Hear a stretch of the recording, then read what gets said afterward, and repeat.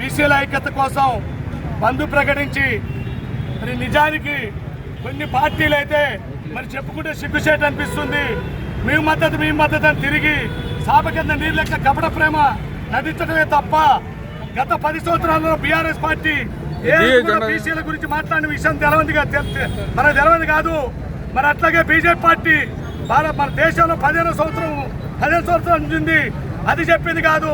Congress party సోనియం వచ్చి మన తెలంగాణ రాష్ట్రం ఇచ్చాక రాహుల్ గాంధీ యొక్క పాదయాత్రలో బీసీలకి ఎక్కువ మెజార్టీ ఇవ్వాలని చెప్పి 60% ఉన్నదాన్ని 42%గా చూపించిన దానికి కాంగ్రెస్ పార్టీ అమలు పరిస్తే దీన్ని వాళ్లే మళ్ళా దొంగ కోర్టులో పోయి దొంగతనంగా వాళ్ళని పంపించి హైకోర్టులో సుప్రీంకోర్టులో వేసి ఆపుతున్న విషయం మనందరూ తెలిసిందే.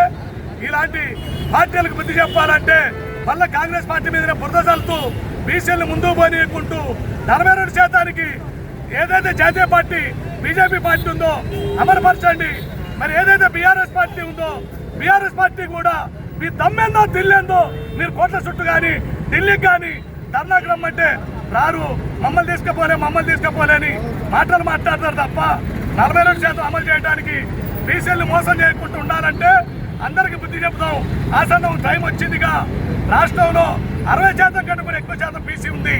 అన్ని కులాలని ఎస్సీ ఎస్టీ మైనార్టీలు మరి ఇంకా బీసీ కులాలు అన్ని కలుపుకొని ఈసారి మనకి లోకల్ ఎలక్షన్ కావచ్చు, మళ్ళా వచ్చే ఎలక్షన్ కావచ్చు, అందరూ కూడా బీసీలు బుద్ధి చెప్తారని తెలియజేస్తూ కోదాడలో ఈ జరిగిన ధర్నాలో బీసీలందరూ పాల్గొన్నందుకు అన్ని కుల మతాల వారు అతీతంగా పాల్గొన్నందుకు ధన్యవాదాలు తెలియజేస్తూ నేను తెలంగాణ రాష్ట్ర lorry owners association chairman Ramineni Srinivasarao Kodad.